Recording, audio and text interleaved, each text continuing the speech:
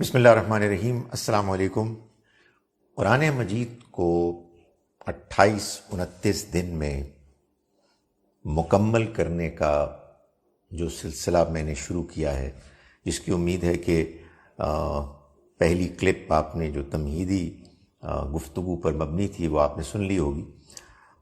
آج اس سلسلے کی یہ دوسری پریزنٹیشن ہے اور قرآن مجید کو پڑھنے کا یہ پہلا آپ کہیے کہ کلپ ہے۔ میں نے یہ بات پچھلی مرتبہ پچھلی پریزنٹیشن میں، تمہیدی پریزنٹیشن میں یہ بتائی تھی کہ میرا یہ ارادہ ہے کہ انشاءاللہ العزیز میں 28 دن میں قرآن مجید کا ایک خلاصہ پیش کرنے کی کوشش کروں گا، جس میں قرآن مجید کے 7 سورتوں کے گروپس میں سے ہر گروپ کو میں 4 پریزنٹیشنز میں سمیٹنے کی کوشش کروں گا، یعنی ان میں سے کچھ حصوں سورتوں کو منتخب کر کے پیش کروں گا۔ آج میرے پاس بڑا بھاری ایجنڈا ہے۔ مجھے سورہ بقرہ مکمل کرنی ہے، سورہ فاتحہ پھر سورہ بقرہ۔ سب سے پہلے آئیے سورہ فاتحہ۔ سورہ فاتحہ پہلے گروپ کی واحد مکی سورہ ہے۔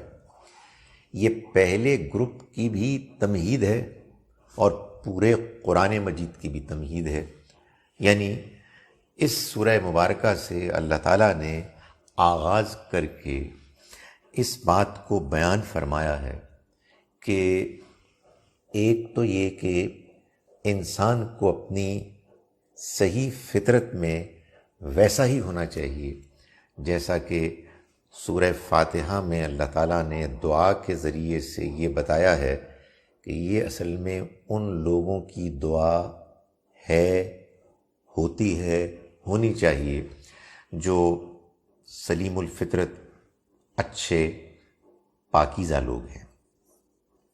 الحمدللہ رب العالمین، تمام شکر، تمام تعریف اس اللہ کے لیے ہے جو جہان والوں کا پالنے والا ہے، جہان والوں کی ضرورتوں کو پورا کرنے والا ہے۔ الرحمن الرحیم، جس کی رحمت کی کوئی انتہا نہیں، جس کی رحمت مہربانی ہمیشہ کے لیے ہے۔ مالک یوم الدین، وہ بدلے کے دن کا مالک ہے، حساب کتاب کا دن جو لازماً آئے گا، اس لیے کہ وہ رحمان و رحیم ہے۔ اس دن وہ واحد مالک ہوگا، ہر فیصلہ کرنے والا اور اس کو نافذ کرنے والا ہوگا۔ ہے تو اس دنیا میں بھی یہی معاملہ کہ وہی مالک ہے، لیکن اس دنیا کو امتحان کی غرض سے اس نے آزاد چھوڑ دیا ہے کہ لوگ جو چاہیں کریں، چنانچہ یہاں تو دھاندلی ہوتی ہے، وہاں دھاندلی نہیں ہوگی۔ ایاک نعبد و ایاک نستعین، اے ہمارے رب، ہم تیری ہی عبادت کرتے ہیں، کریں گے، اور تجھی سے مدد مانگتے ہیں، مانگتے رہیں گے۔ اہدنا الصراط المستقیم، یہ ہے اب اصل میں وہ دعا، ہمیں تو سیدھے راستے کی راہ، سیدھے راستے کا طریقہ سکھا دے، سمجھا دے اور اس پر چلنے کی توفیق دے۔ صراط الذین انعمت علیہم، راستہ ان لوگوں کا کہ تو نے جن پر انعام کیا، غیر المغضوب علیہم، جو نہ ناراضی کے مستحق ٹھہرے، ولا الضالین، اور نہ ہی وہ بھٹکے گمراہ ہوئے۔ اس دعا کے فوراً بعد ہم کو سورہ بقرہ کے آغاز ہی میں اللہ تعالیٰ کی طرف سے یہ اعلان، یہ خوشخبری سننے کو ملتی ہے کہ الف لام میم، یہ سورہ الف لام میم ہے۔ ذالک الکتاب، یہ ہے وہ کتاب جس کا وعدہ کیا گیا تھا، جس کے لیے دعا کی گئی تھی، لا ریب فیہ، اس حقیقت میں کوئی شک نہیں۔ سورہ بقرہ خطاب کرتی ہے پہلے بنی اسرائیل کو اور پھر بنی اسماعیل کو۔ اولاد ابراہیم کی یہ 2 شاخیں ہیں جو ان کے 2 بیٹوں اسماعیل اور اسحاق علیہ السلام کی اولادیں ہیں۔ اسحاق علیہ السلام کے بیٹے یعقوب علیہ السلام کا دوسرا نام اسرائیل تھا، جس سے کہ خاندان بنی اسرائیل یا کہیں بنی اسرائیل کی قوم وجود میں آئی اور پھیل گئی۔ اللہ نے پہلے ان کو چنا اور 2000 برس تک لگ بھگ ان کو اس بات کا موقع دیا کہ وہ اللہ کے پیغام کے نمائندے بن کر دنیا کے سامنے اس کے دین کو پیش کریں۔ اللہ نے سورہ بقرہ میں پہلے ان کو خطاب کیا اور پھر اس کے بعد درمیان میں کہیں جا کر یہ فیصلہ سنایا اپنا کہ اب ان سے یہ منصب لے کر بنی اسماعیل کو دیا جا رہا ہے، اس لیے بھی کہ اللہ نے یہ منصب ابراہیم کی اولاد کو دینا طے کیا تھا، اور یہ ہم آگے چل کے سورہ آل عمران میں دیکھیں گے، جو اس سورہ مبارکہ کی جوڑا سورہ ہے، کہ اللہ نے یہ فیصلہ بیان فرمایا۔ تو اس سورہ مبارکہ کے 2 حصے ہیں۔ پہلے حصے میں ایک تمہید ہے اور پھر خطاب بنی اسرائیل سے ہے۔ دوسرے حصے میں ایک تمہید ہے اور خطاب بنی اسماعیل سے ہے۔ تو پہلے حصے کی تمہید آیت نمبر 1 سے لے کر آیت نمبر 39 تک ہے، اور اللہ تعالیٰ نے اس تمہید میں آگے چل کے یہ بتایا کہ اللہ نے جیسے ابلیس اور دوسرے جنات اور فرشتوں کو حکم دیا کہ وہ آدم کے آگے جھک جائیں اور یوں اللہ کے حکم کا احترام کرتے ہوئے اپنی اس کمٹمنٹ کا اعلان کریں کہ وہ اللہ کے بندے ہیں، بالکل اسی طرح سے بنی اسرائیل کو کہ جو 2000 برس تک اللہ کی چنی ہوئی امت اور اللہ کے نمائندوں کی حیثیت سے دنیا میں متعارف رہے، ان کو اللہ نے حکم دیا کہ وہ محمد صلی اللہ علیہ وسلم کی نبوت اور رسالت کا اقرار کر کے ان کے امتی بن کے ان کے ساتھ ان کے ماتحت ہو کے اللہ کے پیغام کے ماننے والے بنے۔ یہ ان کو حکم دیا گیا اور انہوں نے اس کا انکار کر دیا۔ اب یہ آیت نمبر 40 سے آنورڈز، یہ 40 سے 141 تک بنی اسرائیل کو خطاب ہے۔ اس خطاب میں اللہ تعالیٰ نے بنی اسرائیل کو یہی بات کہی ہے کہ تم کو اللہ کے اس حکم کو ماننا ہے کہ جس کا پہلے ہی سے تم کو وعدہ کیا گیا تھا، اور اب تمہیں اس معاملے میں کوئی اپنے انانیت، اپنے تعصبات، اپنے گروہی مفادات اور جاہلیت کے جو جذبات ہیں ان کو رکاوٹ بننے کا موقع نہیں دینا چاہیے۔ چنانچہ آیت نمبر 40 میں اللہ تعالیٰ براہ راست خطاب کر رہے ہیں بنی اسرائیل سے، یعنی 1 سے لے کے 39 تک تو گویا کہ تمہید ہے، جس میں کہ اس خطاب کے لیے راہ ہموار کی جا رہی ہے، لیکن آیت نمبر 40 میں اللہ تعالیٰ براہ راست خطاب کر کے فرما رہے ہیں یا بنی اسرائیل اذکروا نعمتی التی انعمت علیکم، اے بنی اسرائیل، اے اسرائیل، یعقوب، اسحاق، ابراہیم کی اولاد، یاد کرو میری اس نعمت کو جو میں نے تم پہ کی، واوفوا بعہدی، اور تم میرے عہد کو پورا کرو، اوفی بعہدکم، میں تمہارے عہد کو پورا کروں گا، وَإِيَّايَ فَارْهَبُونَ، اور مجھی سے ڈرو، کسی اور سے نہ ڈرو۔ تمہیں بات سمجھ میں آ گئی ہے، ہمارا فیصلہ تمہارے سامنے حقیقت بن کر آ گیا ہے، اب تم اس فیصلے کے آگے جھک جاؤ اور ہمارے ان پیغمبر کو اور ہماری اس کتاب کو تم مان لو، تم اس پر ایمان لے آؤ۔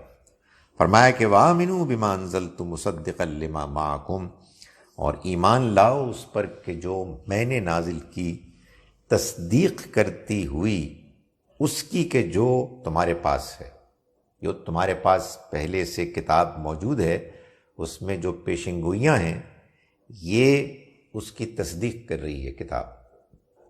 فلا تکونوا اول کافر بہ، اور مت ہو جاؤ سب سے پہلے اس کے انکار کرنے والے، یعنی تمہیں تو اس کو ماننے اور اس کو دنیا والوں کے سامنے پیش کرنے کا پابند کیا گیا تھا، اور تم سب سے پہلے اس کے انکار کرنے والے بن جاؤ۔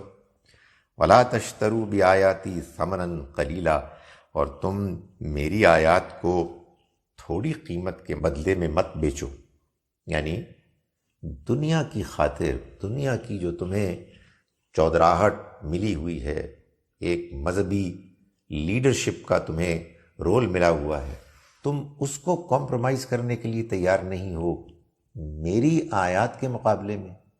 فرمایا تو مت بیچو میری آیات کو تھوڑی قیمت کے بدلے، وَإِيَّايَ فَاتَّقُونَ، اور پھر مجھی سے تم ڈرو۔ فرمایا وَلَا تَلْبِسُوا الْحَقَّ بِالْبَاطِلِ، اور دیکھو حق اور باطل کو آپس میں مت مکس اپ کرو، گڈمٹ کرو۔ وَتَكْتُمُوا الْحَقَّ، اور نہ ہی حق کو چھپاؤ، وَأَنْتُمْ تَعْلَمُونَ، جانتے بوجھتے ہوئے، یعنی کچھ اچھی باتیں کی اور پھر اس کے بعد اپنی پسند کے فیصلے کر لیے اور خدا کا حق چھپا دیا، یہ بات کسی صورت بھی ٹھیک نہیں ہے۔ وَأَقِيمُوا الصَّلَاةَ وَآتُوا الزَّكَاةَ، اور نماز کا اہتمام کرو، زکوٰۃ ادا کرو۔ وَارْكَعُوا مَعَ الرَّاكِعِينَ، اور رکوع کرنے والوں کے ساتھ رکوع کرو، یعنی اللہ کے دین کے ان احکام کو اگر تم صحیح اسپرٹ پہ کرو گے، نماز پڑھو گے، اللہ سے مانگو گے، عاجزی پیدا ہوگی، تو تمہارے لیے اللہ کی اس ایکسپیکٹیشن کو پورا کرنا آسان ہو جائے گا۔ زکوٰۃ ادا کرو گے، مال کی محبت کو اپنے ہاتھ سے نکالو گے، تو تمہارے لیے دنیا کی وہ بیجا محبت کے جو اس وقت حق کو ماننے کے راستے میں رکاوٹ بنی ہوئی ہے، وہ آہستہ آہستہ تم سے دور ہوگی۔ فرمایا وَارْكَعُوا مَعَ الرَّاكِعِينَ، اور رکوع کرو رکوع کرنے والوں کے ساتھ۔ یہ اللہ کے بندے اب نماز پڑھ رہے ہیں، تم بھی ان کے ساتھ شامل ہو جاؤ اور اللہ کے آگے جھک جاؤ۔ أَتَأْمُرُونَ النَّاسَ بِالْبِرِّ وَتَنْسَوْنَ أَنفُسَكُمْ، تو کیا تم لوگوں کو نیکی کا حکم دیتے ہو اور خود اپنے آپ کو بھول جاتے ہو؟ وَأَنْتُمْ تَتْلُونَ الْكِتَابَ، اور تم کتاب پڑھتے ہو۔ یعنی عجیب بات ہے، اپنے وعظوں میں لوگوں کو تو کہتے ہو کہ تم نیکی کرو، لیکن جب خود تمہارا اپنا معاملہ ہوتا ہے تو تم اپنے آپ کو بھول جاتے ہو، حالانکہ تم کتاب پڑھتے ہو۔ افلا تعقلون، تو کیا تم عقل سے کام نہیں لیتے؟ وَاسْتَعِینُوا بِالصَّبْرِ وَالصَّلَاةِ، اور مدد مانگو صبر اور نماز کے ذریعے سے۔ وَإِنَّهَا لَكَبِيرَةٌ إِلَّا عَلَى الْخَاشِعِينَ، اور یہ بہت بھاری ہے مگر ان لوگوں کے لیے کہ جو خشوع اختیار کرنے والے ہیں، ڈرنے والے ہیں۔ یعنی یہ بات کہ تم نماز پڑھو اور صبر کرو، یہ اتنا آسان کام نہیں ہے، سوائے ان لوگوں کے لیے کہ جو ڈرنے والے ہیں، عاجزی اختیار کرنے والے ہیں۔ الذین یظنون انہم ملاقو ربہم، وہ لوگ کہ جو گمان کرتے ہیں کہ وہ اپنے رب سے ملاقات کرنے والے ہیں۔ وانہم الیہ راجعون، اور وہ اس بات کو جانتے ہیں کہ وہ اس کی طرف لوٹنے والے ہیں۔ جن کے ذہن میں یہ حقیقت واضح ہے، ان کے لیے تو اس نئی دعوت، نئے پیغام کو قبول کرنے میں کوئی مشکل نہیں ہوگی، لیکن جو اس بات پر واضح نہیں ہے کہ انہیں اللہ کی طرف لوٹ کر جانا ہے، وہ البتہ اس میں مشکل محسوس کریں گے۔ فرمایا کہ یا بنی اسرائیل اذکروا نعمتی التی انعمت علیکم، اے بنی اسرائیل یاد کرو میری وہ نعمت کہ جو میں نے تم پر کی۔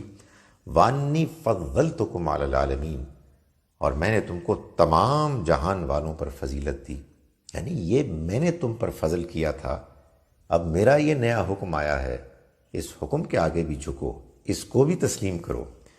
فرمایا اگر تم نے ایسا نہیں کیا تو واتقوا، اور ڈرو، یومن، اس دن سے، لا تجزی نفس عن نفس شیئا، جس دن کوئی انسان کسی دوسرے انسان کے کام نہیں آئے گا، شیئا کچھ بھی، ولا یقبل منہا شفاعت، اور نہ اس کی طرف سے کوئی سفارش قبول کی جائے گی، ولا یؤخذ منہا عدل، اور نہ ہی اس کی جانب سے کوئی فدیہ، کوئی پیمنٹ وصول کی جائے گی، ولا ہم ینصرون، اور نہ ہی ان کی کوئی خارج سے مدد کی جائے گی۔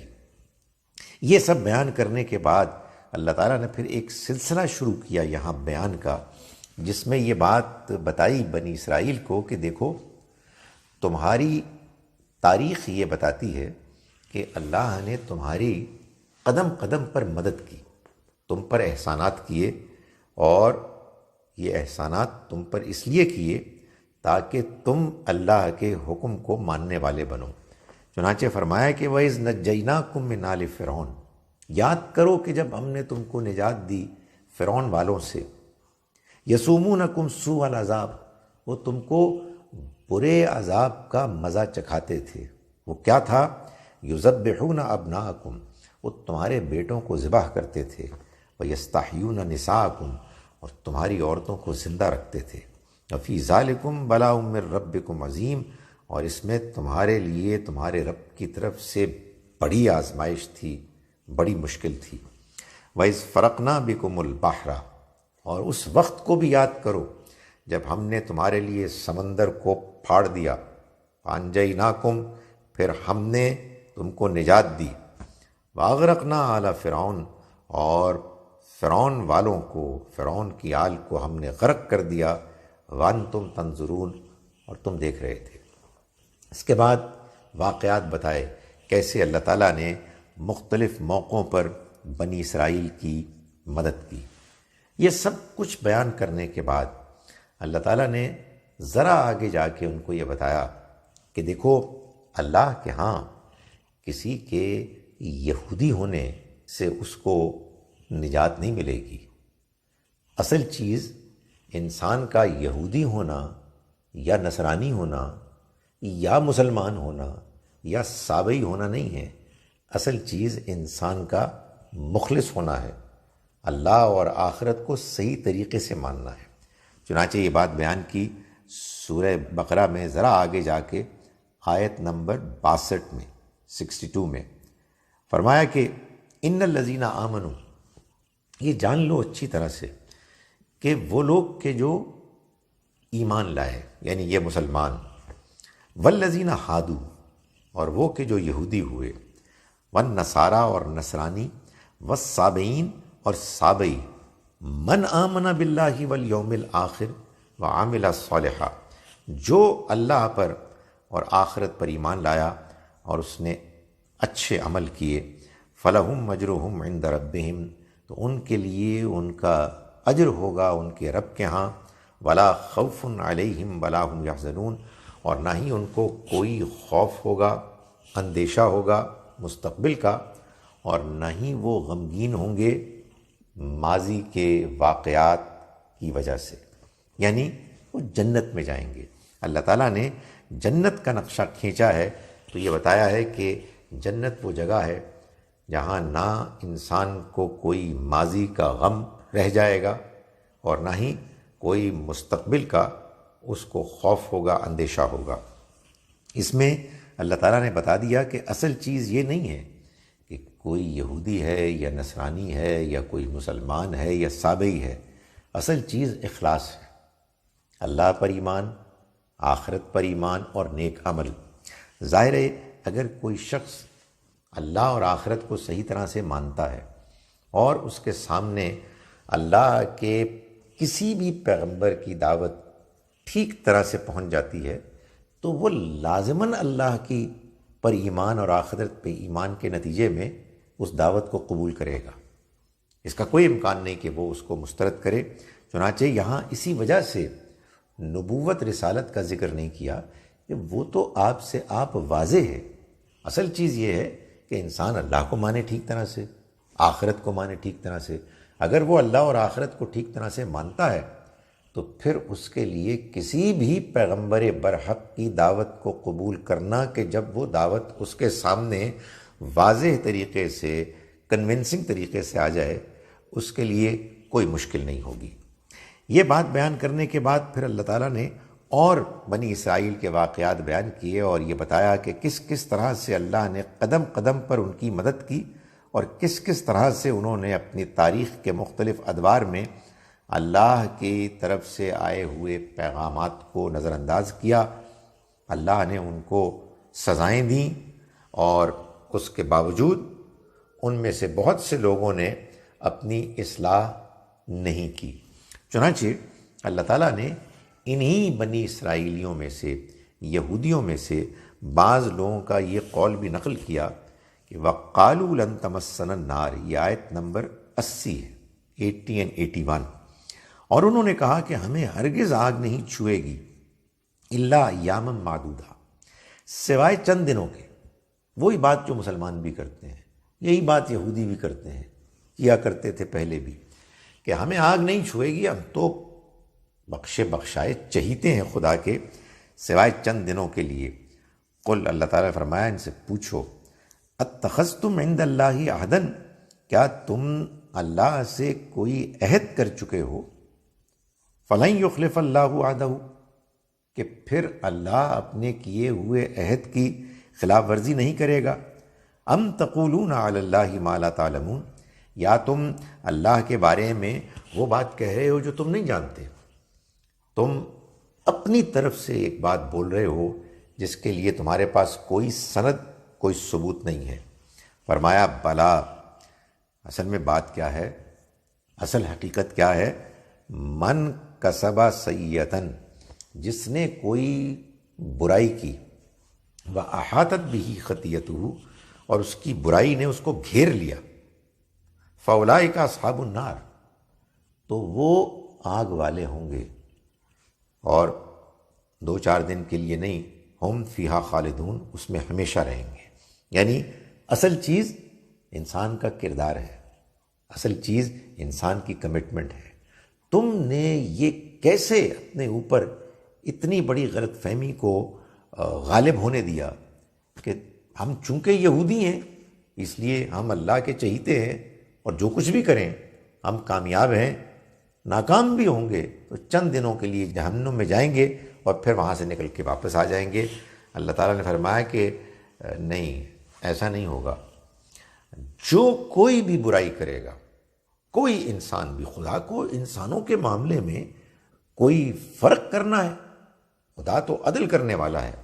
کوئی انسان بھی اگر برائی کرے گا اور برائی میں اتنا زیادہ ڈیپ چلا جائے گا کہ وہ برائی اس کو گھیر لے گی اور پھر وہ اس کے چنگل سے نکلنے کے لیے اس کے پاس کوئی راستہ نہیں رہے گا، تو فرمایا کہ وہ کوئی بھی ہو، وہ آگ والوں میں سے ہوگا اور وہ اس میں ہمیشہ رہے گا۔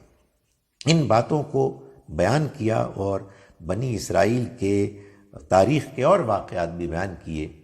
انہی بیانات میں یہ بات بھی بنی اسرائیل کو بتائی، یاد کرائی کہ ابراہیم تمہارے جد امجد اس شہر مکہ میں آئے کہ جہاں سے ہمارے آخری پیغمبر کی دعوت کا آغاز ہوا، اور یہاں انہوں نے اللہ کا وہ گھر بنایا کہ جو اللہ کے لیے، اللہ کی عبادت کے لیے اب لوگوں کا مرکز بن گیا ہے۔ تو اس بات کو بیان کیا اور پھر اس سلسلہ کلام کو ختم کیا اللہ تعالیٰ نے ایسے کہ فرمایا کہ آیت نمبر 141 میں کہ یہ تم جن بزرگوں کی بات کر رہے ہو اور ان پر فخر کر کے تم سمجھتے ہو کہ تم اللہ کے ہاں کامیاب ہو جاؤ گے، تلک امۃ قد خلت، یہ تو ایک گروہ تھا جو گزر گیا، لہا ما کسبت، اس کے کام آئے گا جو اس نے کمایا، وَلَكُمْ مَا کسبتم، اور تمہارے کام آئے گا جو تم کماؤ گے، وَلَا تُسْأَلُونَ عَمَّا كَانُوا يَعْمَلُونَ، اور تم سے پوچھا بھی نہیں جائے گا کہ وہ کیا کیا کرتے تھے۔ یعنی مطلب یہ ہے کہ تمہارے سامنے تمہاری زندگی کی یہ آزمائش ہے، اس کو ضائع مت کرو۔ وہ لوگ جو تمہارے آباء و اجداد تھے وہ گزر گئے، انہوں نے اپنی زندگی کی آزمائش مکمل کر لی، ان کے کام آئے گا جو وہ کریں گے، تمہارے کام آئے گا جو تم کرو گے. تمہیں ان کے بارے میں فخر کر کے اپنے آپ کو ان کی اولاد سمجھ کے خدا کا چہیتا ثابت کرنے کے نتیجے میں کوئی فائدہ نہیں ہوگا. یہ تمہارا دھوکہ ہے. تو تم سے یہ پوچھا بھی نہیں جائے گا کہ وہ لوگ کیا کیا کرتے تھے. یہ آیت مبارکہ 2 جگہ آئی. 100 آیت 34 نمبر میں بھی یہی آیت ہے، اور یہ 141 میں آخر پہ پھر اس بات کو دہرایا گیا، اور یہ بتا دیا گیا یہودیوں کو بھی اور یہ بتا دیا گیا مسلمانوں کو بھی کہ دیکھو، تاریخ کے واقعات میں پڑھ کے اپنے آپ کو دھوکے میں مبتلا نہ کرو اور ایک دوسرے سے جھگڑے میں مبتلا نہ ہو. وہ گروہ چلا گیا، اب تمہاری باری ہے. تم سے ان کے بارے میں کچھ نہیں پوچھا جائے گا، تم سے تمہارے پرفارمنس کے بارے میں پوچھا جائے گا. اس کے بعد دوسرا حصہ، پہلا حصہ بنی اسرائیل کو خطاب اور دوسرا حصہ بنی اسماعیل کو یعنی مسلمانوں کو خطاب پر مشتمل ہے. جیسے پہلے حصے کی تمہید تھی آیت نمبر 1 سے لے کے 39 تک، اسی طرح سے دوسرے حصے کی تمہید 142 سے لے کے معلوم ہوتا ہے کہ 162 تک ہے. اس تمہید میں اللہ تعالیٰ نے وہ مشہور آیہ مبارکہ بھی بیان کی کہ جس میں اللہ نے بنی اسماعیل کو منتخب کر کے، سلیکٹ کر کے اپوائنٹ کرنے کا اپنا فیصلہ صادر کر دیا، بیان کر دیا. چنانچہ آیت نمبر 143 میں اللہ تعالیٰ فرماتے ہیں وَكَذَلِكَ جَعَلْنَاكُمْ أُمَّةً وَسَطًا، اور اسی طرح سے ہم نے تم کو یعنی اے مسلمانوں، اے بنی اسماعیل کے لوگوں، امتاً وسطا، ایک درمیان کی امت بنا دیا. بنی اسماعیل ظاہر ہے اور لوگ بھی تھے، بنی اسرائیل کے بھی کچھ لوگ ایمان لے آئے تھے، مگر ظاہر ہے کہ بنیادی طور پر یہ اب بنی اسماعیل کی آپ کہیے کہ عروج کے دور کا آغاز تھا. فرمایا کہ ہم نے اسی طرح سے تم کو مقرر کیا ایک درمیان کی امت کی شکل میں، اسی طرح سے جیسے بنی اسرائیل کو کیا تھا. لِتَكُونُوا شُهَدَاءَ عَلَى النَّاسِ، اس کا مقصد کیا ہے؟ تاکہ تم ہو جاؤ لوگوں پر گواہ. وَيَكُونَ الرَّسُولُ عَلَيْكُمْ شَهِيدًا، اور رسول تم پر گواہ ہو جائے. یعنی اللہ کے یہ رسول آئے ہیں صلی اللہ علیہ وسلم پوری دنیا کے لیے پیغام لے کر، مگر یہ پیغام پوری دنیا کو پہنچے گا کیسے؟ تم یعنی ان کے ساتھی بنی اسماعیل کے لوگ تم کو یہ پیغام پیش کریں گے، تمہارے آگے یہ اس پیغام کی گواہی پیش کریں گے، اور تم اس پیغام کی گواہی آگے دنیا والوں کو پیش کرو گے. یہ اللہ تعالیٰ نے اعلان فرما دیا. اور ایک تمہید کے بعد آیت نمبر 163 سے 63 سے سورہ مبارکہ کا دوسرا بڑا حصہ شروع ہوتا ہے، جس میں اللہ تعالیٰ خطاب کر رہے ہیں اب بنی اسماعیل سے، مسلمانوں سے، اس نئی امت سے کہ جس کو اللہ تعالیٰ نے اپوائنٹ کیا، اور جس کی اپوائنٹمنٹ کو بیان کیا آیت نمبر 143 میں. جب مسلمانوں کو خطاب کیا تو خطاب کا آغاز ہوا آیت نمبر 163 میں اس طرح سے کہ وَإِلَٰهُكُمْ إِلَٰهٌ وَاحِدٌ، اور اے مسلمانوں، اے بنی اسماعیل کے لوگوں، تمہارا معبود ایک ہی معبود ہے. لا الہ الا ہو، نہیں ہے کوئی معبود سوائے اس کے. اور الرحمن الرحیم، اس کی رحمت بے پناہ ہے، اس کی عنایت ہمیشہ کے لیے ہے.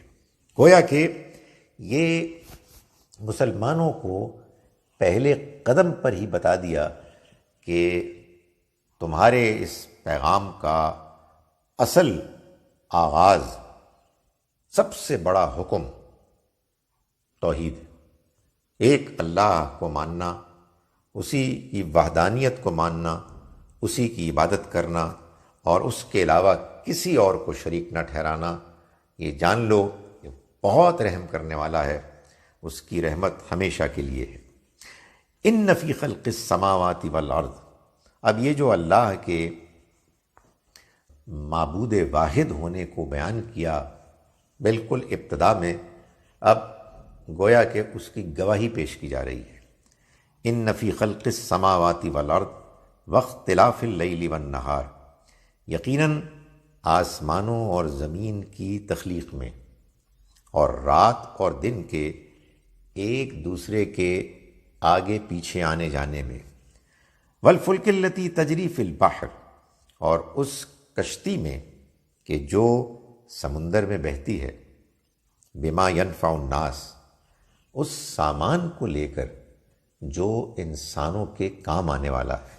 یعنی سمندر میں کشتی، جہاز انسانی ضرورت کے سامان کو ایک جگہ سے لے کے دوسری جگہ لے جاتا ہے، تجارت ممکن ہوتی ہے اس اللہ کی مہربانی سے۔ وما انزل اللہ من السماء من ماء، اور جو اللہ نے نازل کیا اتارا آسمان سے پانی کی صورت میں، فاحیا بہ الارض بعد موتہا، پھر اس نے زندہ کیا اس کے ذریعے سے زمین کو اس کے مردہ ہو جانے کے بعد، وبث فیہا من کل دابہ، اور اس نے پھیلا دیے اس میں یعنی زمین میں ہر طرح کے جاندار، وتصریف الریاح، اور ہواؤں کے الٹ پھیر میں، والسحاب المسخر، اور اس بادل میں کہ جو معلق ہوتا ہے بین السماء والارض، آسمان اور زمین کے درمیان، لآیات لقوم یعقلون، بڑی نشانیاں ہیں ان لوگوں کے لیے کہ جو عقل سے کام لینا چاہیں، جو غور و فکر کرنے والے ہیں۔ یعنی یہ پوری کائنات ان نشانیوں سے بھری ہوئی ہے کہ جو نشانیاں اس بات کی گواہی دیتی ہیں کہ تمہارا معبود، تمہارا خالق، تمہارا مالک ایک ہی معبود ہے، اس کے علاوہ کوئی معبود نہیں، اور وہ نہایت رحم کرنے والا ہے، اس کی عنایت ہمیشہ کے لیے ہے۔ سو یہاں سے گویا کہ اللہ تعالیٰ نے اب مسلمانوں کو خطاب کرنا شروع کیا، اور پھر ایک ترتیب کے ساتھ اللہ نے شریعت کے وہ احکام نازل کرنے کا ایک سلسلہ شروع کر دیا کہ جن احکام کی اس موقع پر مسلمانوں کو ضرورت تھی۔ اس سلسلے کے بیان سے پہلے اللہ نے ایک آیہ مبارکہ نازل فرمائی جس میں گویا کہ اس پوری شریعت کا خلاصہ بھی بیان ہو گیا، پورے دین کا خلاصہ بیان ہو گیا، اور اس دین کی اسپرٹ کو بھی نمایاں کر دیا گیا۔ چنانچہ یہ آیہ مبارکہ ہے آیت نمبر 177، 177۔ یہ آیہ مبارکہ جو بات بیان کر رہی ہے، اس کے بیک گراؤنڈ میں یہ چیز ہے کہ بنی اسرائیل میں یہودیوں اور نصرانیوں، یہود و نصارہ کے درمیان یہ جھگڑا چل رہا تھا کہ مشرق کی طرف رخ کر کے نماز پڑھنا درست ہے یا مغرب کی طرف رخ کر کے نماز پڑھنا درست ہے۔ جب لوگوں کے سامنے دین کے اصل اعلیٰ مقاصد اوجھل ہو جاتے ہیں ان کی نگاہوں سے، تو پھر یہ چھوٹے چھوٹے مسئلے اصل توجہ کا مرکز بن جاتے ہیں۔ تو اللہ تعالیٰ نے یہاں سے بات کا آغاز کیا کہ لیس البر ان تولوا وجوہکم، دیکھو نیکی اور وفاداری یہ نہیں ہے کہ تم اپنے چہروں کا رخ کرو قبل المشرق والمغرب، مشرق یا مغرب کی طرف، ولکن البر من آمن باللہ والیوم الآخر، بلکہ نیکی تو اس شخص کی نیکی ہے کہ جو ایمان لایا اللہ پر سچا اور آخرت کے دن پر، والملائکۃ والکتاب والنبیین، اور فرشتوں اور کتابوں اور نبیوں پر ایمان لایا۔ یہ تین ہی ایمانیات ہیں، اللہ پر ایمان، آخرت پر ایمان، وحی پر ایمان۔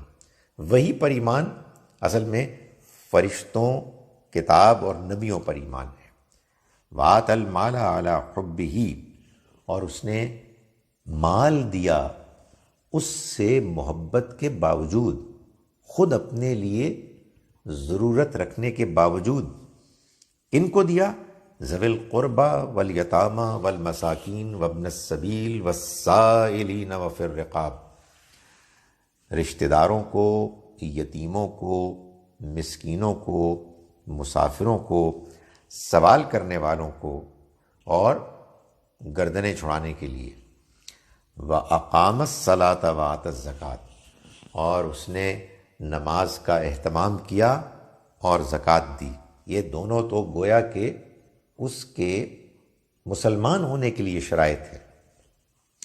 وَالْمُوفُونَ بِعَهْدِهِمْ، اور پورا کرنے والے اپنے عہد، اذا عاہدوا، جب وہ عہد کر بیٹھیں یہ لوگ، والصابرین فی البأساء والضراء، اور خاص طور پر صبر کرنے والے، ثابت قدمی دکھانے والے، تنگی میں، مشکلات میں، بیماری میں، مالی تنگی میں، بیماری میں، وحین الباس، اور جنگ کے موقع پر، اولئک الذین صدقوا، یہ وہ لوگ ہیں کہ جنہوں نے سچ کہا، واولئک ھم المتقون، اور یہی لوگ ہیں کہ جو پرہیزگار ہیں، متقی ہیں، جن کی کامیابی کا اللہ نے وعدہ کیا ہے۔ اس کے بعد اللہ تعالیٰ نے، جیسا کہ میں نے گزارش کی کہ اب چونکہ مسلمانوں کو، بنی اسماعیل کو خطاب ہے، تو ایک ایک کر کے ان کو شریعت کے وہ احکام بیان کیے ان کے لیے کہ جن کی اس موقع پر ان کو ضرورت تھی۔ چنانچہ قصاص، قتل کی صورت میں اس کا قانون، ابھی تک قانون وراثت بیان نہیں ہوا تھا، تو مال جو آدمی چھوڑ کر جاتا ہے ترکے میں، اس کے لیے وصیت کا قانون۔ پھر یہ ساری شریعت جو ہے، اس میں جو سپرٹ ہے وہ تو تقوی، خدا خوفی، حدود کے اندر رہنے کی سپرٹ کے نتیجے ہی میں انسان حاصل کر سکتا ہے۔ تو چنانچہ تقوی پیدا کرنے کے لیے اللہ تعالیٰ نے روزوں کا حکم دیا۔ پھر اس کے بعد حج کا ذکر آیا۔ حج کا ذکر آیا تو آپ سے یہ سوال پیدا ہوا کہ حج تو ہو نہیں سکتا، وہاں تو مشرک قابض ہیں، تو پھر جہاد کا ذکر آیا۔ جہاد کا ذکر آیا تو ساتھ ہی اللہ کے راستے میں خرچ کرنا، انفاق کا ذکر آ گیا۔ جہاد کے ذکر کے نتیجے میں یہ بات آپ سے پھر پیدا ہو گئی کہ جب اللہ کے راستے میں لڑا جائے گا تو کچھ لوگ شہید ہوں گے۔ جب کچھ لوگ شہید ہوں گے تو ان کے بچے یتیم ہوں گے، ان کی بیویاں بیوہ ہو جائیں گی۔ تو پھر اس میں لوگوں کے لیے اس بات کو ممکن بنانے کے لیے کہ ان کے بچے، ان کے یتیم، ان کا مال محفوظ رہے، ان خواتین سے، چاہے وہ بہنیں ہوں یتیموں کی یا مائیں ہوں، ان سے نکاح کا ایک امکان پیدا ہوگا۔ تو فرمایا کہ اس میں پھر جو بات بیان کی جا رہی ہے وہ نکاح کے احکام آ گئے، طلاق کے احکام آ گئے، پھر جہاد کا ذکر آ گیا، پھر اس کے بعد انفاق کا ذکر آیا، پھر ربا کا بیان آیا، پھر اس بات کا بیان آیا کہ جو بھی آدمی دوسرے کے ساتھ قرض کے لین دین کا معاملہ کرے اس کو لکھ دے۔ تو یہ سب کچھ بیان ہو رہا ہے اللہ کی شریعت کی صورت میں۔ اس دوران میں آیت نمبر 185 میں 185 میں اللہ تعالیٰ نے یہ بتایا کہ یہ جو اللہ نے تمہیں روزے رکھنے کا حکم دیا ہے، اس کے لیے رمضان کے مہینے کا انتخاب کیا ہے۔ تو فرمایا کہ شہر رمضان الذی انزل فیہ القرآن، رمضان کا مہینہ وہ ہے جس میں قرآن نازل ہوا۔ یعنی یہ ہے اصل میں اس مہینے کی فضیلت کی اصل وجہ۔ معلوم ہے قرآن کیا ہے؟ ھدی للناس وبینات من الہدی، یہ انسانوں کے لیے ہدایت ہے، اور ہدایت بھی بالکل واضح، والفرقان، اور صحیح اور غلط میں واضح فرق کر دینے میں فرمایا کہ فمن شاہدہ منکم الشہر فلیصمہ، چنانچہ تم میں سے جو کوئی بھی اس مہینے کو پائے تو اسے چاہیے کہ وہ اس کے روزے رکھے۔ ومن کان مریضا او علی سفر، اور جو کوئی بیمار ہوا یا سفر کی حالت میں ہوا، فعدۃ من ایام اخر، تو اسے چاہیے کہ دوسرے دنوں میں وہ روزوں کی گنتی کو پورا کرے۔ یرید اللہ بکم الیسر، یہ معلوم ہے کیوں؟ اللہ تمہارے لیے آسانیاں چاہتا ہے۔ ولا یرید بکم العسر، تمہارے لیے مشکلات نہیں چاہتا۔ وَلِتُكْمِلُوا الْعِدَّةَ، اور یہ تمہیں جو گنتی پوری کرنے کے لیے کہا ہے یہ اس لیے کہ تم رمضان کے مہینے کے جو روزے چھٹے ہیں ان کو رکھ کے گنتی پوری کر لو۔ وَلِتُكَبِّرُوا اللَّهَ عَلَى مَا هَدَاكُمْ، اور یہ رمضان میں روزے رکھنے کو اس لیے کہا ہے تاکہ تم اللہ کی بڑائی بیان کرو اس پر کہ اس نے تمہیں ہدایت دی، اپنے وجود سے اس کی بڑائی بیان کرو، روزہ رکھ کے بھوکا رہ کے اس کے بڑے ہونے کا اعلان کرو، روزہ رکھ کے پیاسے ہو کر اللہ کی بڑائی کا اعلان کرو۔ وَلَعَلَّكُمْ تَشْكُرُونَ، اور تاکہ تم شکر ادا کرو، یعنی روزہ رکھو، بھوکے پیاسے رہو، اس کو محسوس کرو کہ یہ کھانا، یہ پینے کی مشروبات، یہ سب اللہ کی نعمتیں ہیں، ان سے محروم ہو کے آدمی کو احساس ہوتا ہے کہ یہ کتنی بڑی نعمتیں ہیں۔ تو اللہ نے تم سے یہ چاہا ہے کہ تم اس کے شکر گزار بنو، اس کی نعمتوں پر بھی اور اس کی کتاب پر بھی، کہ جو اس نے نازل کی اور جس نے تمہارے لیے ہدایت کے راستے کھولے اور تمہیں اس بات کا احساس دلایا کہ تم کو اپنے رب کا شکر گزار ہونا چاہیے۔ میں نے گزارش کی کہ یہ شریعت کا بیان ہے جس کے درمیان میں شریعت پر عمل کرنے کے لیے جو اصل اسپرٹ ہے اس کو بیان کرنے کے لیے اللہ نے روزوں کے احکام کو بیان کیا۔ چنانچہ اب یہ شریعت کے احکام ایک ایک کر کے بیان ہوتے ہیں اور پھر ایک مقام تک پہنچ جاتے ہیں جہاں اللہ تعالیٰ جہاد کے ذکر کو مسلمانوں کو ایسے کر رہے ہیں، مسلمانوں پر جہاد کی اہمیت ایسے واضح کر رہے ہیں کہ بنی اسرائیل کے ایک واقعے کو کچھ تفصیل سے بیان کر کے یہ سمجھایا کہ اصل میں اللہ تعالیٰ اپنے بندوں سے کہ جب ان کو جہاد کا حکم دیا جائے کیا توقعات رکھتا ہے، اور وہ کون لوگ ہیں، وہ کیسا رویہ ہے کہ جو ان توقعات پر پورا نہیں اترتا۔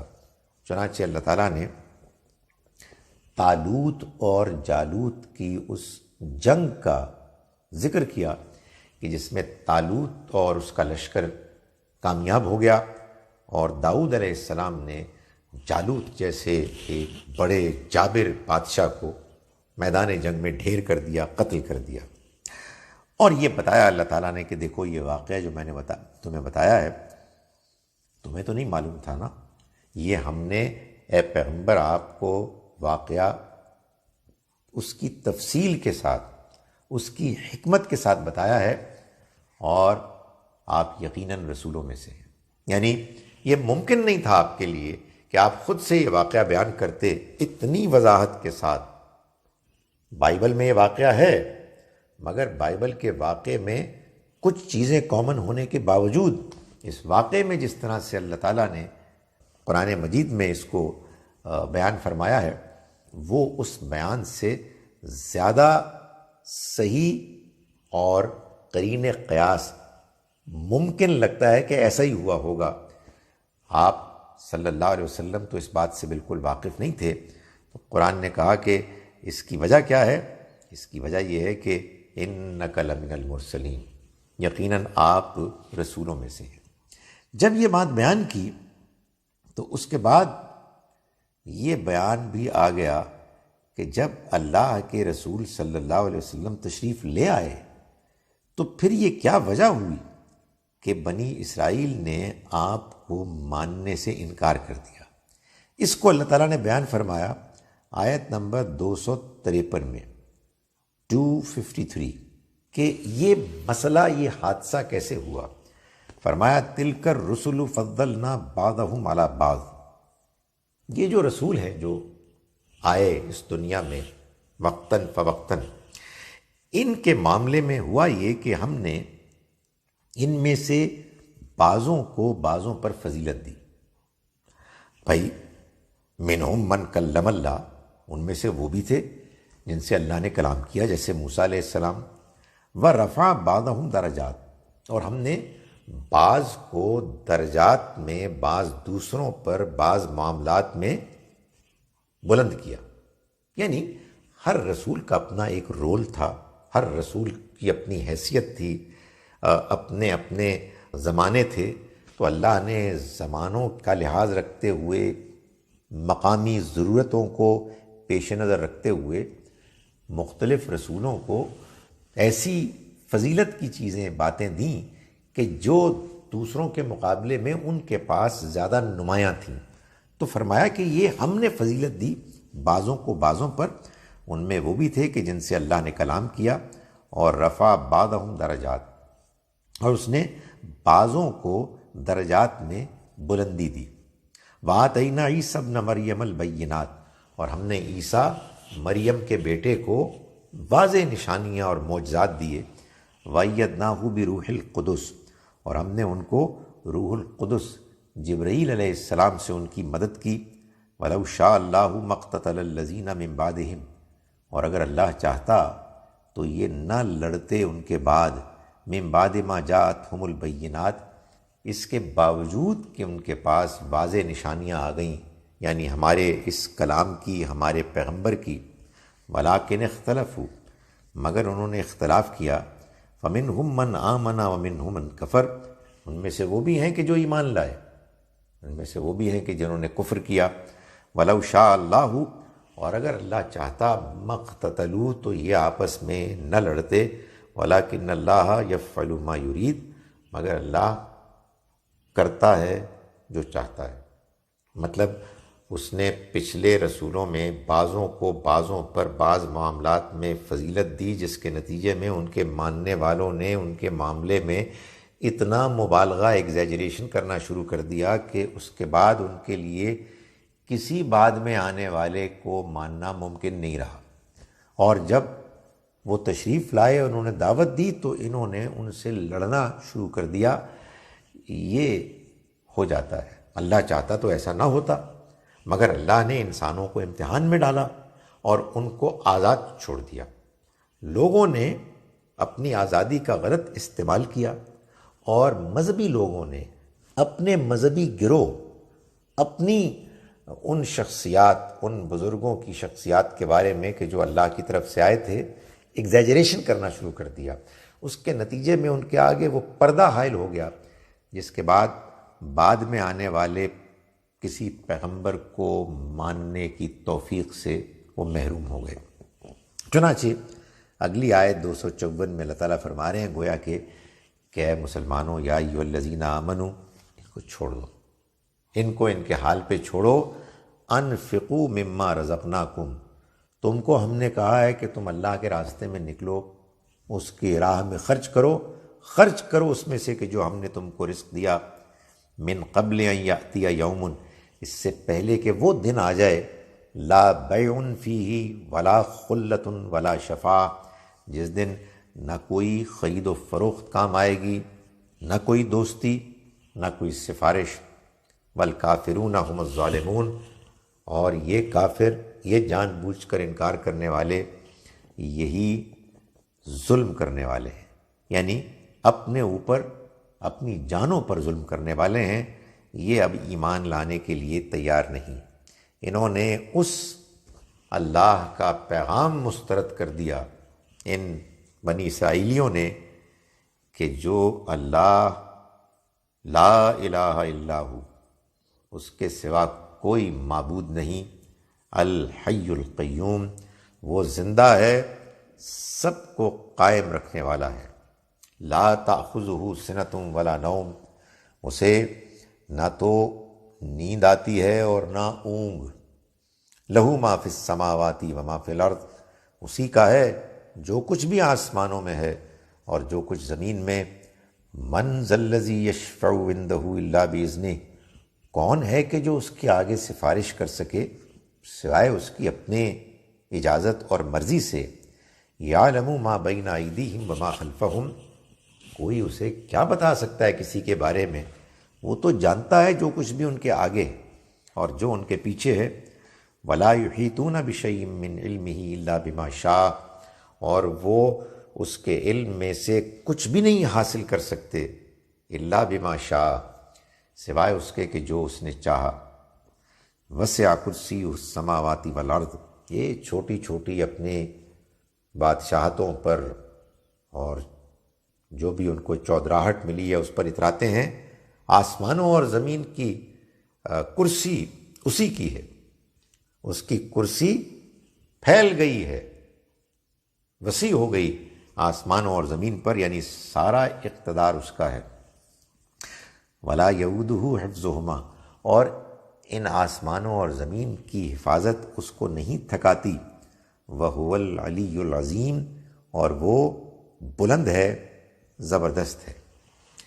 یہ ہے اللہ جس کا پیغام، آخری پیغام اب آ گیا ہے، جس کے آخری پیغمبر تشریف لے آئے ہیں۔ کسی نے ماننا ہے تو مانے اپنے بھلے کے لیے، نہیں ماننا ہے نہ مانے، خود ہی نقصان سے دوچار ہوگا۔ لا اکراہ فی الدین، دین میں کوئی زبردستی نہیں ہے، اللہ لوگوں کو مجبور نہیں کرتا کہ وہ ایمان لائیں۔ قد تبین الرشد من الغی، البتہ ہدایت گمراہی سے بالکل الگ ہو گئی، اللہ کا پیغام بالکل واضح ہو گیا ہے۔ اللہ نے اپنے پیغمبر کے ذریعے سے آخری مرتبہ اس پیغام کو بھیج کر ہدایت کو بالکل واضح کر دیا ہے، اور ہدایت اور گمراہی الگ الگ ہو گئے ہیں۔ فمن یکفر بالطاغوت ویؤمن باللہ، پھر اب جو طاغوت یعنی شیطان کا انکار کرے، ویؤمن باللہ، اور اللہ پر ایمان لائے، فقد استمسک بالعروۃ الوثقی، تو اس نے گویا کہ مضبوط رسی پکڑ لی، لا انفصام لہا، جو ٹوٹنے والی نہیں ہے۔ واللہ سمیع علیم، اور اللہ سننے والا، جاننے والا ہے۔ اب یہ جو بات اللہ تعالیٰ نے بیان فرمائی ہے، اس کے بعد اللہ اپنا قانون بیان کرتا ہے۔ وہ فرماتا ہے اللہ ولی الذین آمنوا، اللہ ان لوگوں کا ساتھی کارساز بن جاتا ہے جو ایمان لانا چاہتے ہیں۔ یخرجہم من الظلمات الی النور، وہ ان کو نکالتا ہے گمراہی کے اندھیروں سے ہدایت کی روشنی کی طرف۔ والذین کفروا، رہے وہ لوگ کہ جو انکار پر اڑ جاتے ہیں، اولیاءہم الطاغوت، ان کے دوست ساتھی شیطان بن جاتے ہیں، شیاطین، وہ ان کے کارساز مددگار بنتے ہیں۔ یخرجونہم من النور الی الظلمات، وہ نکالتے ہیں ان کو ہدایت کی روشنی سے گمراہی کے اندھیروں کی طرف۔ اولئک اصحاب النار، یہ ہیں کہ جو آگ والے ہوں گے، ہم فیہا خالدون، وہ اس میں ہمیشہ رہیں گے۔ اب یہ جو اللہ تعالیٰ نے قانون بیان کیا کہ وہ یہ دیکھتا ہے کہ کون ہیں کہ جو ایمان کی طرف بڑھنے والے، ایمان کو حاصل کرنے کے لیے سچائی کے راستے کو اختیار کرنے والے ہیں، اللہ ان کی مدد کرتا ہے، اور جو کفر اختیار کرنے کے لیے تیار ہوتے ہیں، آمادہ ہوتے ہیں، اور ان کی دلچسپی اس میں ہوتی ہے، اللہ تعالیٰ پھر ان کو حوالے کر دیتا ہے شیاطین کے۔ چنانچہ اس نے انہی میں سے ایک ایسے شخص کی مثال دی، فرمایا الم تری الی الذی حاج ابراہیم فی ربہ، کیا تم نے نہیں دیکھا اس شخص کو جس نے بحث کی ابراہیم سے اس کے رب کے بارے میں؟ وہ ابراہیم علیہ السلام کے زمانے کا بادشاہ نمرود، ان آتاہ اللہ الملک، اس وجہ سے کہ اللہ نے اس کو بادشاہت دی، اس قال ابراہیم ربی الذی یحیی و یمیت، یہ اس موقع کی بات ہے کہ جب ابراہیم نے اس کو کہا کہ میرا رب تو وہ ہے کہ جو زندگی دیتا ہے اور موت دیتا ہے۔ قال انا احیی و امیت، تو اس نے کہا کہ میں بھی زندگی دیتا ہوں، میں بھی موت دیتا ہوں۔ وہ بیوقوف آدمی یہ سمجھتا تھا کہ میں نے کسی کو سزائے موت دے دی بے قصور کو، اور کسی سزائے موت کے مستحق کو میں نے آزاد کر دیا، تو میں بھی زندگی دیتا ہوں، میں بھی موت دیتا ہوں۔ اس طرح کی اس نے احمقانہ بات کی، اس لیے کہ وہ سچائی کو جاننے کے لیے تیار نہیں تھا۔ ابراہیم علیہ السلام کو معلوم تھا کہ یہ بیوقوف آدمی ہے، اس سے اس طرح کی بحث میں الجھنے کے بجائے انہوں نے ایک اور بات پیش کی۔ قال ابراہیم، ابراہیم نے فرمایا فإن اللہ یأتی بالشمس من المشرق، اچھا یہ بات ہے، تو اللہ تو سورج کو لاتا ہے، نکالتا ہے مشرق سے، فأتی بہا من المغرب، تو تم اس کو ذرا مغرب سے تو نکال کے لاؤ۔ فبہت الذی کفر، تو وہ کافر بالکل بھونچکا ہو گیا، سٹ پٹے میں آ گیا، اس کو سمجھ ہی کچھ نہیں آئی کہ اب وہ کیا جواب دے۔ فرمایا واللہ لا یہدی القوم الظالمین، اللہ ایسے ظالموں کو ہدایت نہیں دیتا۔ اس مثال کو بیان کیا، اور پھر اللہ تعالیٰ نے دو مثالیں بیان کی ان لوگوں کی کہ جو ایمان لانا چاہتے تھے اور اللہ نے ان کی رہنمائی فرمائی۔ اس میں دوسری مثال پھر ابراہیم علیہ السلام کی ہے، مگر اس مرتبہ خود ان کی اپنی مثال ہے۔ فرمایا وَإِذْ قَالَ إِبْرَاهِيمُ رَبِّ أَرِنِي كَيْفَ تُحْيِي الْمَوْتَى، اور اس وقت کو یاد کرو کہ جب ابراہیم نے کہا کہ اے میرے رب ارنی کیف تحیی الموتیٰ، تو مجھے دکھا کہ تو مردوں کو کیسے زندہ کرے گا۔ قال اولم تؤمن، اللہ تعالیٰ نے پوچھا کہ تم ایمان نہیں رکھتے؟ قال بلا، ابراہیم علیہ السلام نے فرمایا نہیں میں رکھتا ہوں، کیوں نہیں، ولکن لیطمئن قلبی، مگر میں یہ اس لیے فرمائش کر رہا ہوں، تقاضا کر رہا ہوں کہ میرے دل کو اطمینان ہو جائے۔ اللہ کو معلوم تھا کہ یہ ایمان لائے ہوئے ہیں، ایمان میں اضافہ کرنا چاہتے ہیں، یہ ضد نہیں کر رہے، ان کو تو مزید ہدایت کی ضرورت ہے، تو اللہ ایسے لوگوں کا ولی، دوست، کارساز بن جاتا ہے۔ فرمایا اچھا فخذ اربعۃ من الطیر، تو تم ایسا کرو کہ تم 4 پرندے لے لو اپنے ساتھ، فَسُرْهُنَّ إِلَيْكَ، اور انہیں اپنے سے ہلا لو، وہ تمہارے سے مانوس ہو جائیں۔ ثُمَّ اجْعَلْ عَلَىٰ كُلِّ جَبَلٍ مِّنْهُنَّ جُزْءًا، پھر ان کو ذبح کرو اور ان کے ٹکڑے تم پہاڑ میں چاروں طرف پھینک دو، پھیلا دو۔ ثُمَّ ادْعُوهُنَّ، پھر تم ان کو پکارو، یأتینک سایہ، وہ تمہاری طرف دوڑتے ہوئے آئیں گے۔ وعلم، اور جان لو، ان اللہ عزیز حکیم، کہ اللہ زبردست ہے، حکمت والا ہے۔ گویا کہ اللہ تعالیٰ نے یہ بتایا کہ اگر انسان ایمان لانے کے لیے آمادہ اور مخلص ہے تو اللہ اس کی رہنمائی کرتا ہے، آؤٹ آف دا وے جا کے وہ اس کے دل میں جو تمنا ہوتی ہے ایمان کے راستے کو پانے کی، اس کو پوری کرتا ہے۔ اور جو نمرود کی طرح ایمان لانے میں دلچسپی نہیں رکھتا، اس کے لیے پھر اندھیرے ہی اندھیرے ہوتے ہیں۔ شیاطین ایسے لوگوں کے ساتھ ان کے ساتھی بن جاتے ہیں، اور وہ ان کو جو روشنی ان کے پاس ہوتی ہے وہاں سے دھکیل کے گمراہی کے اندھیروں کی طرف لے جاتے ہیں۔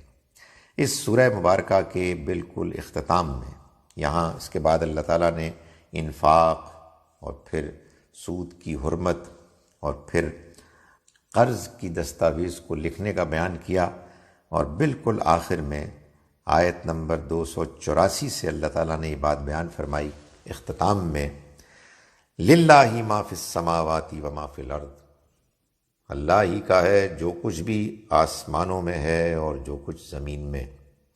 وَإِن تُبْدُوا مَا فِي أَنفُسِكُمْ أَوْ تُخْفُوهُ، اور اے لوگو تمہارے دلوں میں جو کچھ بھی ہے، چاہے تم اس کو ظاہر کرو، چاہے تم اس کو چھپاؤ، اس سے کچھ فرق نہیں پڑتا۔